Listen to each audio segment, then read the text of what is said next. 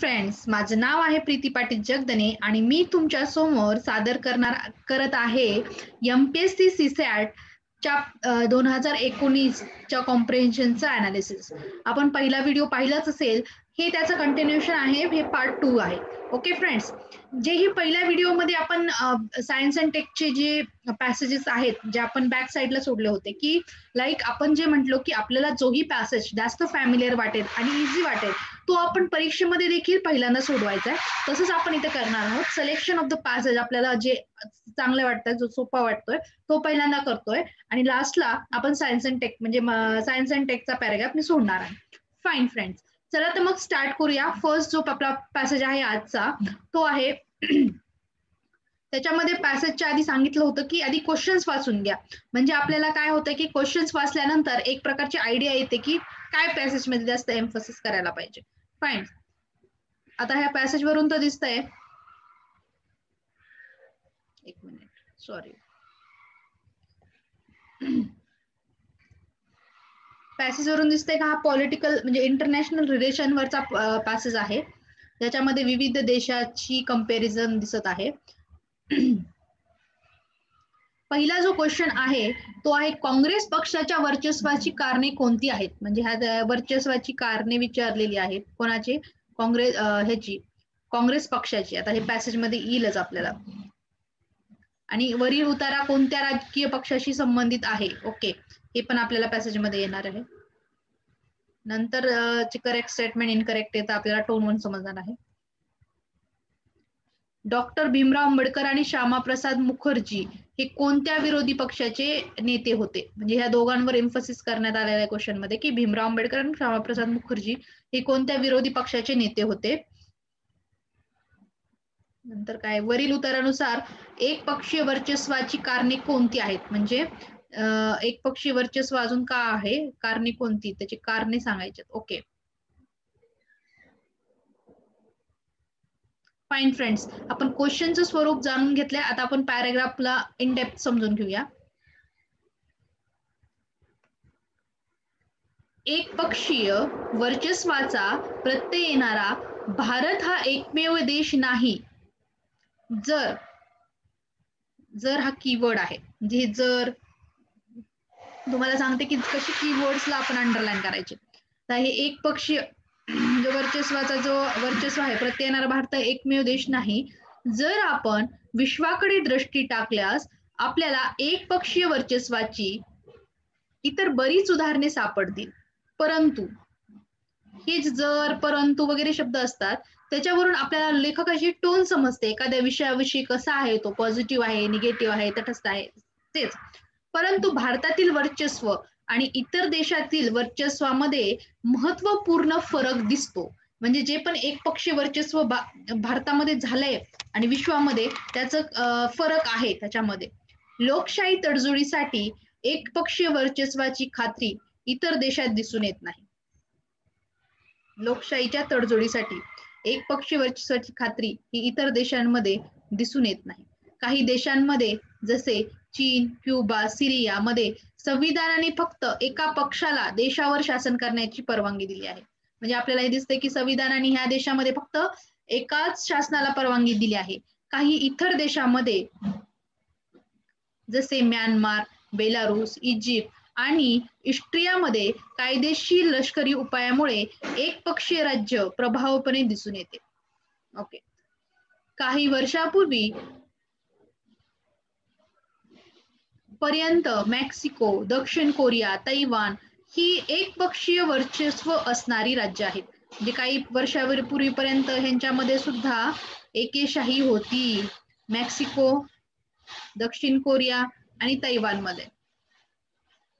भारतातील काँग्रेस पक्षाचे वर्चस्व हे इतर देशापेक्षा भिन्न होते कारण ते लोकतंत्रात्मक वातावरणात प्राप्त झाले होते. मुक्त आणि निष्पक्ष वातावरणातील निवडणुकामुळे अनेक राजकीय पक्ष सहभागी होऊन लढले. निवडणुकामागून निवडणुका जिंकण्यास काँग्रेस पक्ष यशस्वी झाला.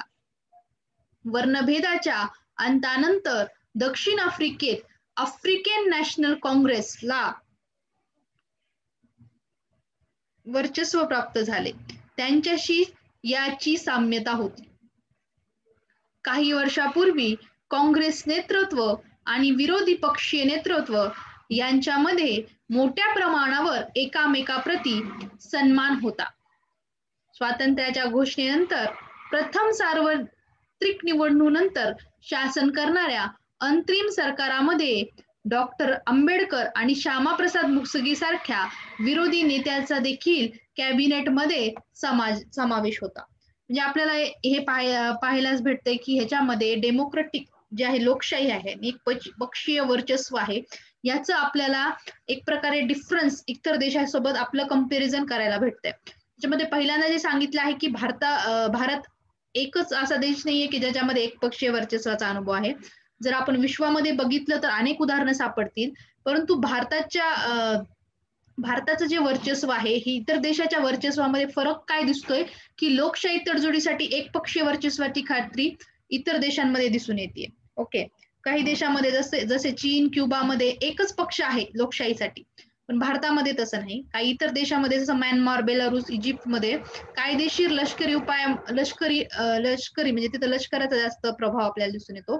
काही वर्षापूर्वीपर्यंत मेक्सिको, दक्षिण कोरिया, तैवान हे सुद्धा एक पक्षीय राज्य होते. पण जे काँग्रेस पक्षाचं जे वातावरण होतं लोकतंत्रात्मक होतं. भारताच्या स्वातंत्र्यामध्ये मुक्त आणि निष्पक्ष वातावरणामध्ये निवडणुका झाल्या होत्या. वर्णभेदानंतरचा जो आफ्रिकन नॅशनल काँग्रेस वर्चस्व प्राप्त झाली त्याची साम्यता होती. आणि नंतर सुद्धा आपण बघतो की काही वर्षापूर्वी काँग्रेस नेतृत्व आणि विरोधी पक्ष नेतृत्व याच्यामध्ये एकामेकाप्रती सन्मान निर्माण होता. असं काही टक्कल नव्हती की आम्ही पॉवरमध्ये येणार वगैरे. त्यामुळे डॉक्टर आंबेडकर आणि श्यामाप्रसाद मुखर्जी यांचं उदाहरण दिलं आहे. त्यांच्यासारख्या विरोधी नेत्याचा देखील कॅबिनेटमध्ये समावेश झाला. ओके, हे आपण पॅसेजला पूर्णतः समजून घेतलंय. ओके, चला तर मग आपण क्वेश्चन्स कडे वळूया. काँग्रेस पक्षाच्या वर्चस्वाची कारणे कोणती होती? ओके, राष्ट्रीय चळवळीचे वारसदार, सर्वसमावेशक स्वरूप, उत्कृष्ट संघटित पक्ष, क्रांतिकारी नेतृत्व, पैसा आणि माध्यम. आता हे आपण लक्षात घ्यायचं की पैसा आणि माध्यम हे नसणारे ऑप्शन फ्रेंड्स. आपण जेवढी काँग्रेस पक्षाबद्दल बघितलंय तर काँग्रेस पक्षाबद्दल जो ऑथरचा टोन आहे, लेखक जो आहे वो पॉझिटिव्ह आहे, बरोबर आहे. आणि काँग्रेस बद्दल सगळं चांगलं बोललेलं की पैसा माध्यमातून वर्चस्वाचं त्याचं कारण नाहीये. म्हणून इथे ऑप्शन ई जरी इलिमिनेट केला तुम्ही, हे बघा 3, 4, 2, तरी आपण आन्सर कडे रीच होऊ शकतो. त्याचा आन्सर काय राहतंय मग ओके फ्रेंड्स, मनी मीडिया त्याचं काहीच वर्चस्वाचं कारण नव्हतं फ्रेंड. म्हणजे एक इलिमिनेट जर तुम्ही ऑप्शन पकडला तरी तुम्हाला उत्तरापर्यंत पोहोचू शकता. ओके, वरील उत्तर कोणत्या राजकीय पक्षाशी संबंधित आहे? आता हे Congress I, Congress O, Congress R ह्या पक्षाशी नाहीये. इंडियन नॅशनल काँग्रेस जो भारत स्वातंत्र्य होताना जो लढत होता त्या पक्षाशी संबंधित हा पॅसेज आहे. ओके, याचं थेट उत्तर आहे फ्रेंड्स. आता ह्याच्यामध्ये योग्य कथन आणि कथने ओळखा. ओके, ह्याच्यामध्ये आपण पाहू शकतो की संविधानाद्वारे परवानगी प्राप्त एक राजकीय पक्ष असणारे चीन आणि क्युबा आहेत, बरोबर, कारण तिथे एकच पक्ष आहे आपण पाहिलं होतं. हे विधान बरोबर आहे. लष्करी कारणाच्या आधारे एक पक्ष असणारे इजिप्त आणि ऑस्ट्रिया आहेत, हे देखील विधान बरोबर आहे. लोकशाही वातावरणामध्ये एक राजकीय पक्षीय वर्चस्व असणारे भारत आणि दक्षिण आफ्रिका आहेत. म्हणजे लोकशाही वातावरणामध्ये सुद्धा एक पक्षाचं वर्चस्व होतं, जसं भारतामध्ये आणि दक्षिण आफ्रिकामध्ये होतं. ओके, म्हणजे दक्षिण आफ्रिकामध्ये जो INC पक्ष होता ह्याच्यामध्ये तोच भारतामध्ये पण साम्य आहे असं म्हटलेलं आहे. ओके, तर हे पण आन्सर जे आहे हा आपलं बरोबर आहे फ्रेंड्स. म्हणजे आपण जर बघितलं की वरील सर्व स्टेटमेंट्स हे आपले बरोबर आहे. ओके,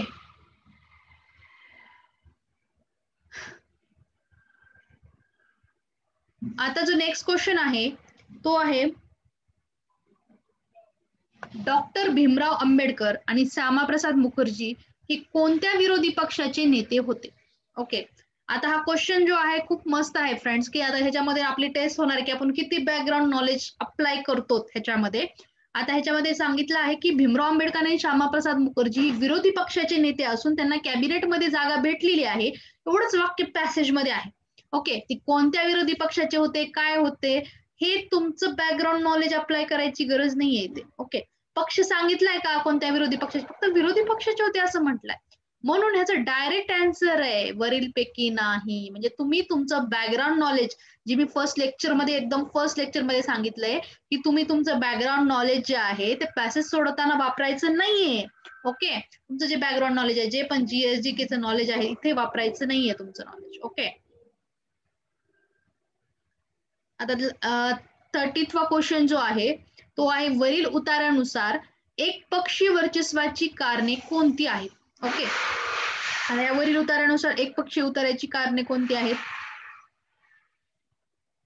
संविधानिक तरतुदी, लष्करी उठाव, साम्यवादी राजवट आणि लोकशाहीचे अपयश. म्हणजे एकपक्षीय उठावाची कारणामध्ये लष्करी उठाव तर आहेच, लष्करी उठाव करून सुद्धा एकपक्षीय वर्चस्व झालेलं आहे. संवैधानिक तरतुदी सुद्धा आहेत, म्हणजे लष्करी लोकशाहीचे अपयश नाही म्हणता येणार. एकपक्षीय वर्चस्वाची कारणामध्ये लोकशाहीचे अपयश हे जो ऑप्शन आहे फ्रेंड्स, हा चुकीचा आहे. असं आपल्याला कुठं दिसलं नाही पॅसेजमध्ये की लोकशाहीच्या अपयशामुळं एकपक्षीय वर्चस्व गाजलं. एक तर कुठं तर लष्करी उठाव झालाय, कुणीतरी संविधानिकरित्या एकपक्षीय आहेत असं सांगितलंय. साम्यवादी जी आहेत त्याच्यामध्ये सुद्धा एक्झाम्पल दिले पॅसेजमध्ये, चीन, क्युबाचं, त्याच्यामध्ये साम्यवादी राजवट आहे असं सांगितलंय. म्हणजे तुम्ही लोकशाहीचं अपयश नाहीये ह्याच्यामध्ये. Answer is a here. Okay,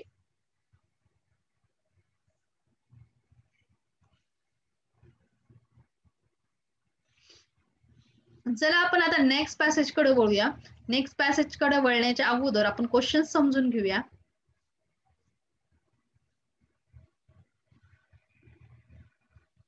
हा जो पॅसेज दिसतोय आपल्याला, हे हिस्टॉरिकल पॅसेज दिसतोय, की मिठाचा कायदा वगैरे दिसतोय ह्याच्यामध्ये. मिठाचा कायदा जो आपला मिठाचा कायद्याचा सत्याग्रह झाला होता त्याच्याबद्दल दिसतोय. दांडी मार्च वगैरे दिसतंय ह्याच्यामध्ये. तर ह्याच्यामध्ये क्वेश्चन्स बघूया. श्री नवरे यांनी आपण सागराकडून पर्वताकडे जात असल्याचे जाहीर केले. सागराकडून पर्वताकडे जात असल्याचे जाहीर केले, या वाक्याचा अर्थ काय होतो. म्हणजे एक पर्टिक्युलर स्टेटमेंट दिलेलं आहे सागराकडून पर्वताकडे, तर ह्याचं अर्थ काय आहे पॅसेज नुसार ह्याचा. ओके, हे समजून घ्यायचंय. ह्याच्यामध्ये बघा विविध क्षेत्राची नाव दिलेत आणि त्याच्यामध्ये कुणी कुणी सत्याग्रह केला हे जोड्या लावायच्यात आपल्याला. ही भिलवण, डांग, आपल्याला आता लक्षात घ्यायचं, हे भिलवण येणारे, डांग येणारे, संगमनेर येणारे, बागलान येणारे.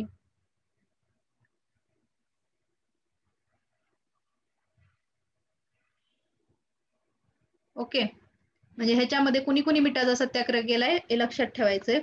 आता पुढचा जो क्वेश्चन असणार आहे, घटनांचा कालानुक्रम लावायचा आहे. म्हणजे कोणती घटना पहिल्यांदा घडली, कोणती नंतर घेतली.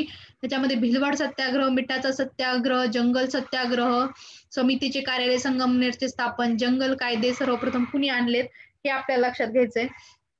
Arrange the events chronologic according to passage. म्हणजे ओके, तेच कालानुक्रमानुसार, म्हणजे वाचताना एवढं लक्षात द्यायचं की कोणाचा पिरियड अगोदर आहे, कोणत्या सत्याग्रहाचा. ओके, खालीलपैकी कोणती योग्य आहेत. ओके, असं आहे. आणि उत्तरामध्ये माहिती करता येणार नाही, म्हणजे विधाने जी दिलेली आहे त्याच्यामध्ये कोणतं विधान बेस्ट नाही. म्हणजे अशा प्रकारचे क्वेश्चन्स आहेत आपल्याला. आता पॅसेज कडे जाऊया आपण. सॉरी,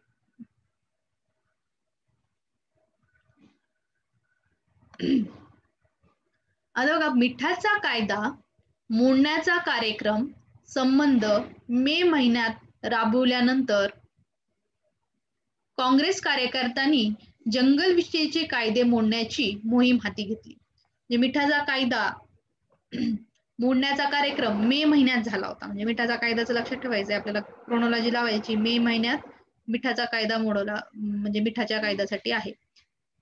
काँग्रेस कार्यकर्त्यांनी काय केलं होतं, जंगल विषयी कायदे मोडण्याची मोहीम सुद्धा हाती घेतली. म्हणजे मिठाचा कायदा काय असणार आहे, आधी असणार आहे, आणि जंगल विषयीचे कायदे काय असणार आहेत नंतर असणार, म्हणजे आपण आतापासूनच क्वेश्चनच्या हिशोबाने आपल्या डोक्यामध्ये सेटिंग करून ठेवतोय. मिठाचा कायदा अगोदर झाला, नंतर जंगल विषयी कायदे मोडण्याची मोहीम हाती घेतली.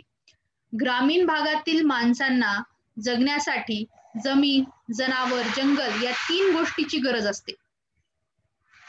ओके. इंग्रज राजवटीत 1866 नंतर जंगलाबाबत अनेक निर्बंध लादले गेले. ओके. आरक्षित जंगलावर गुरे चारण्यास, गवत आणि झाडे तोडण्यास मनाई करण्यात आली. त्यामुळे आदिवासींनी जळण्यासाठीचे लाकूड फाटा, फळं, वनस्पती, वन संरक्षणाची नजर चुकून गोळ्या कराव्या लागत होते. जंगलासंबंधीच्या कायद्याची जाचक तरतुदीबद्दलचा असंतोष लक्षात घेऊन मिठाच्या कायद्याप्रमाणेच जंगल विषयीचे कायदे मोडून सत्याग्रह मोहिमेची व्याप्ती 1930च्या जुलैपासून वाढवण्याचा निर्णय घेण्यात आला. अहमदनगर जिल्ह्यातील संगमनेर आणि अकोले हे तालुके ही चळवळ करण्यास अनुकूल क्षेत्र ठरतील असे जंगल सत्याग्रह समितीला वाटले. त्याचे मुख्य कार्यालय कुठे होते? संगमनेरला उघडण्यात आले. रामकृष्णदास महाराज, लालाजी पेंडसे आणि श्रीपाद शंकर नवरे हे तिघेही सत्याग्रहाचे कोण होते? सूत्रधार होते. सागराकडून आता पर्वताकडे आपण जात असल्याचं नवरे यांना पत्रक काढून जाहीर केले.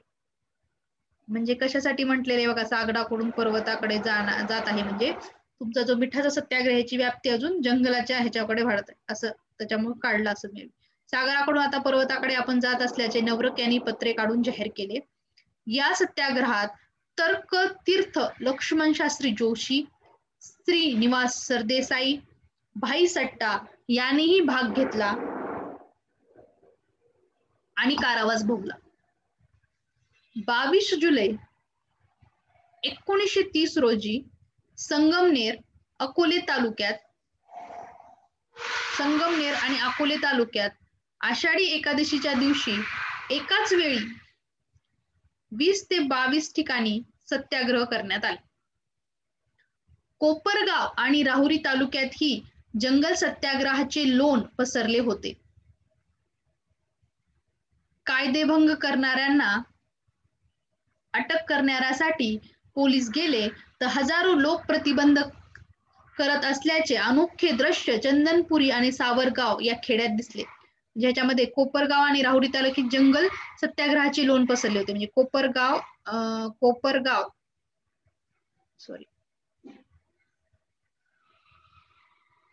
हे जे कोपरगाव आहे आणि राहुरी तालुक्यात सुद्धा जंगल सत्याग्रहाचे लोण आलेले आहे.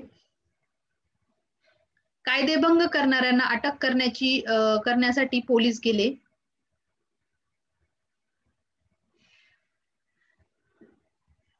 एक मिनिट.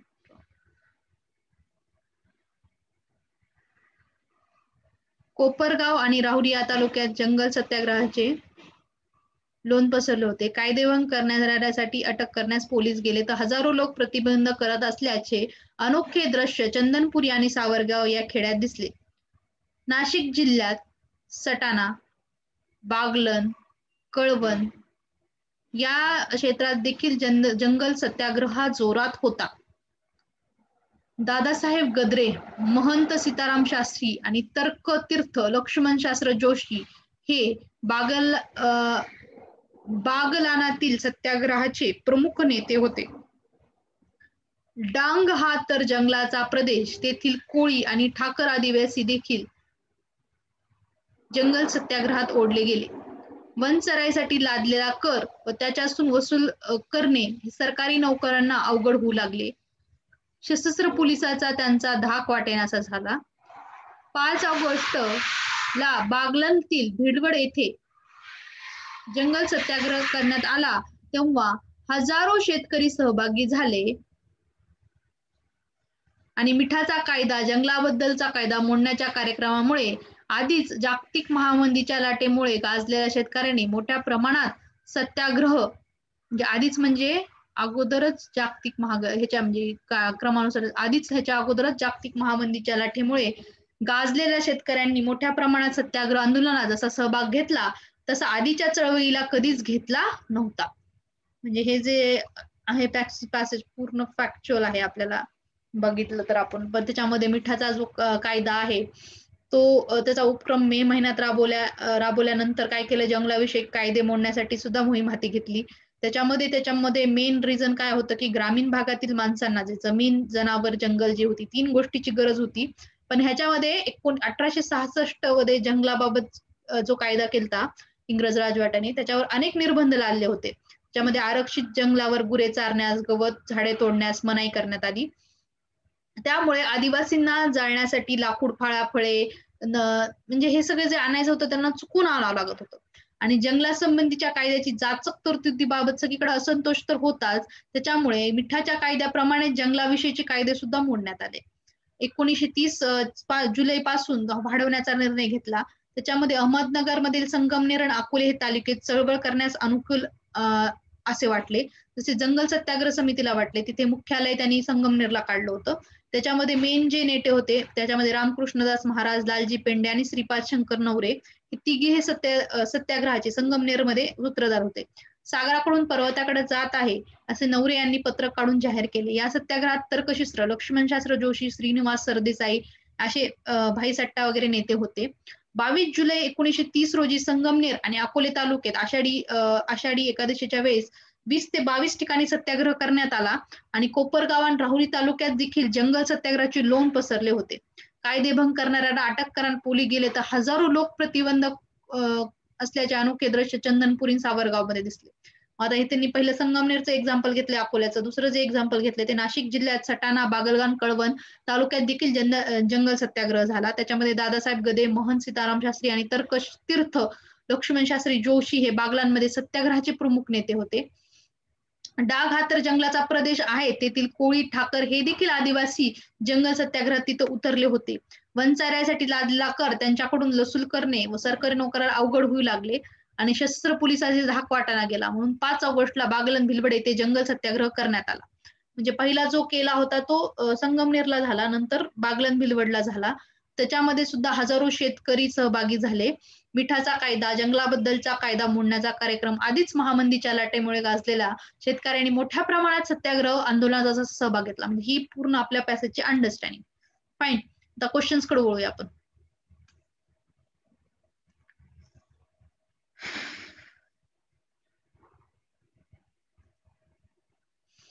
श्री नवरे यांनी आपण सागराकडून पर्वताकडे जात असल्याचे जाहीर केले. या वाक्याचा अर्थ काय? ते तीर्थक्षेत्राला जाणार होते, ते किनारपट्टीहून डोंगराळ प्रदेशापर्यंत पदयात्रा काढणार होते. सत्याग्रहाचे केंद्र आता समुद्राकडून डोंगराळ भागातील जंगलाकडे जाणार होते. वरीलपैकी एक नाही. आता ते तीर्थक्षेत्राला जाणार होते का नवरे? अजिबात नाही. हे म्हणजे क्वेश्चनचा आन्सर नाही. ते किनारपट्टीपासून डोंगराळ प्रदेशापर्यंत पदयात्रा काढणार होते का? हे पण नाही.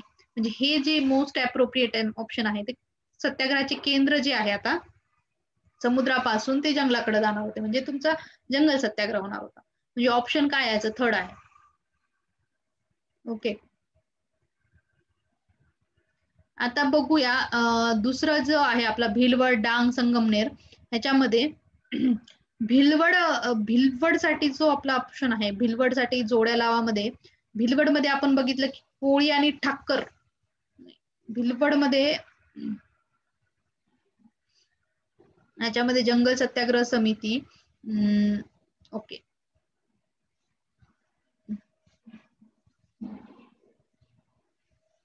आता आपण जे गाव बघितले भिलवड, डांग, संगमनेर, बागलान. ओके. तर ह्याच्यामध्ये आपण बघूया की भिलवड मध्ये काय झालेलं होतं. भिलवड मध्ये आठवा बरं काय झालं होतं पहिल्यांदा. भिलवड, डांग, संगमनेर आणि बागलान.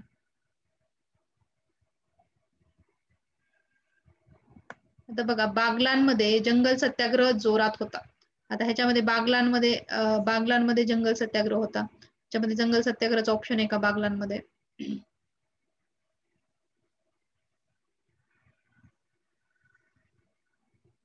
समिती आहे, जंगल सत्याग्रह नाहीये. ओके.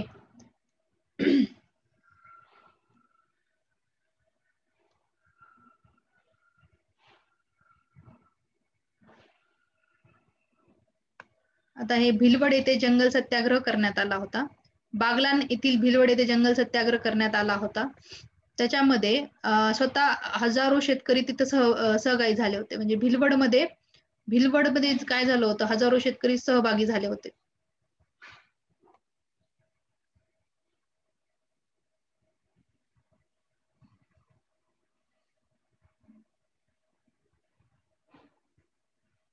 ओके, आता हे ऑप्शन मध्ये बघूया आपण की आता हे जे फर्स्ट ऑप्शन बघूया. फर्स्ट ऑप्शन एलिमिनेट होतंय का? फर्स्ट 2 हे महंत श्रीमा शास्त्री हे येणार एक ऑप्शन, हे येणार नाहीये ऑप्शनला. ओके, म्हणजे हे महंत भिलवड मध्ये नाहीये. सेकंड जो ऑप्शन आहे आपला 32चा सेकंड जो ऑप्शन आहे त्याच्यामध्ये बघूया. सेकंड जो ऑप्शन आहे तो बघूया की भिलवड मध्ये हजारो शेतकऱ्याचा सहभाग. बरोबर आहे, आताच आपण बघितलं होतं की भिलवडचा जो ऑप्शन आहे आपला हजारो शेतकऱ्याचा सहभाग आहे. म्हणजे तुम्ही इथूनच बघू शकता की इथं हजारो शेतकऱ्याचा सहभाग आहे, म्हणजे नंतर थर्ड ऑप्शन एलिमिनेट होतोय. फाईन. आता जो ऑप्शन आहे आपल्याला कोणता बघायचा आहे? डांग मध्ये आपण बघूया. डांग मध्ये जे कोळी आणि ठक्कर बरोबर आहे, हे कोळी आणि ठक्कर होते. बरोबर आहे, म्हणजे हा पण ऑप्शन हा तर आपला गेला या ऑप्शन. आता सेकंड आणि फोर्थ मधून आपल्याला चूज करायचे की कोणता आन्सर असणार. तर डांग या गावामध्ये कोळी आणि ठक्कर चा समाज होताच. ओके, तर दुसरं ऑप्शन बघूया. हे सेकंड जे वाटत आहे आपल्याला संगमनेर मध्ये जंगल सत्याग्रह समिती स्थापन केली, हे पण बरोबर आहे. म्हणजे आपला ऑप्शन नंबर काय येणार आहे? सेकंड येणार आहे. ओके, एलिमिनेशन मेथडने ऑप्शन नंबर सेकंड येणार आहे. आता जो नेक्स्ट क्वेश्चन आहे, पुढील घटनांचा कालानुक्रम उतार्यातील माहितीनुसार मांडा. भिलवड सत्याग्रह, मिठाचा सत्याग्रह, जंगल सत्याग्रह समितीचे कार्यालय संगमनेर मध्ये स्थापन, जंगल कायदे सर्वप्रथम अंमलात आणले. ओके, आता ह्याच्यामध्ये आपल्याला हे लक्षात घ्यायचंय की जंगल कायदे जे होते 1866 ला आणले होते. बरोबर, त्याच्यानंतर मिठाचा सत्याग्रह झाला. ओके, म्हणजे 1866 मध्ये पहिल्यांदा जंगल कायदे आणले, त्याच्यानंतर मिठाचा सत्याग्रह झाला, नंतर तुमची जंगल सत्याग्रह समिती स्थापन केली होती. ओके, नंतर भिलवडचा सत्याग्रह त्याच्या पुढे झाला. म्हणजे 1866 ला पहिल्यांदा ते सांगितलं ना इंग्रजांनी हे कायदे तयार केले पॅसेजमध्ये, नंतर त्याच्यामुळे मिठाचा सत्याग्रह झाला. मिठाच्या सत्याग्रहाला जोडूनच मग जंगल सत्याग्रह देखील चालू झाला, पण त्याच्यामध्ये 1 महिन्याचा डिफरन्स होता. नंतर भिलवड सत्याग्रह चालू झाला. म्हणजे जी पहिली इव्हेंट आहे, म्हणजे आपल्याला ऑप्शन मध्ये न बघता सांगते, जंगल कायदे सर्वप्रथम अंमलात आले होते. ओके, नंतर मिठाचा सत्याग्रह हा दुसरा इव्हेंट पाहिजे. तिसरा इव्हेंट पाहिजे की संगमनेर मध्ये पहिला तिसरा इव्हेंट झालेला, आणि भिलवड सत्याग्रह हा चौथा इव्हेंट झालेला. म्हणजे अ जो ऑप्शन पाहिजे हा लास्टला पाहिजे. Option A is our right answer. Fine friends, पुढीलपैकी कोणते विधान योग्य ठरेल? ओके, म्हणजे पुढीलपैकी कोणतं विधान जे आहे योग्य आहे, म्हणजे आपल्याला बघायचंय जंगल सत्याग्रहापेक्षा मिठाच्या सत्याग्रहात सहभाग अधिक होता. नाही, जंगल सत्याग्रहापेक्षा मिठाच्या सत्याग्रहात सहभाग अधिक होता. योग्य ठरेल का? कारण हजारो शेतकऱ्यांचा सहभाग आतापर्यंत कधीच झाला नव्हता असं म्हटलेलं आहे. म्हणल्यानंतर ह्या पॅसेज मध्ये म्हटलेले म्हणल्यावर हे विधान योग्य नाहीये. नाशिक अहमदनगर जिल्ह्यातील शेतकऱ्यांनी मिठाच्या आणि जंगल सत्याग्रहात सहभाग घेतला. असं नाशिक अहमदनगर असं वगैरे काही सांगितलं नाहीये, जंगल सत्याग्रहात त्यांचं दाखवलेलं आहे. जागतिक महामंदीनंतर शेतकऱ्यांनी अभूतपूर्व पद्धतीने सत्याग्रह चळवळीत सहभाग घेतला. हे बरोबर आहे की जागतिक महामंदीनंतर क्वेश्चन मध्ये लास्टचा पॅसेज मध्ये दिलेलं आहे बघा की जागतिक महामंदीनंतर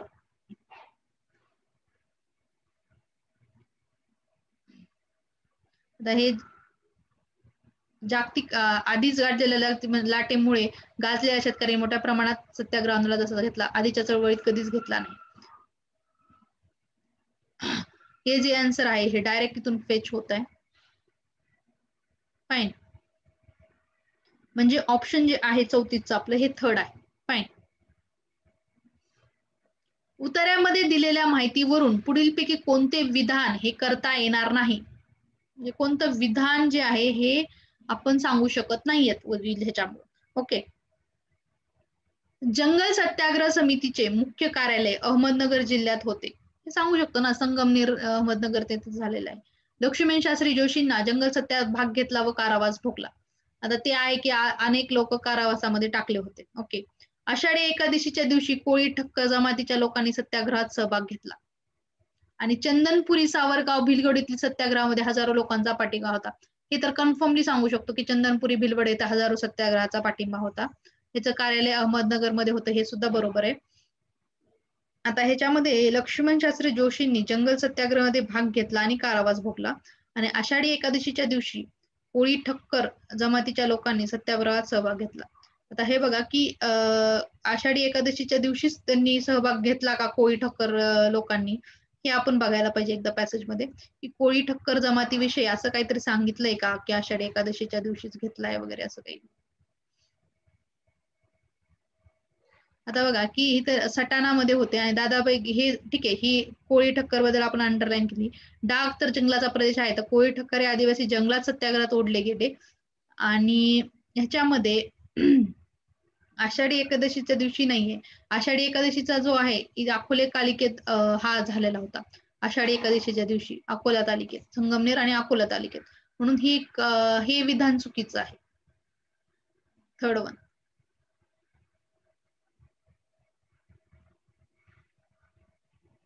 आषाढी एकादशी दिवशी अकोला तालुक्यात झालेलं होतं, म्हणून कोळी आणि ठक्कर नव्हते तिथे लोक. ओके, म्हणजे third is the answer. Fine friends. Okay, चला आपण नेक्स्ट पॅसेज कडे वळूया.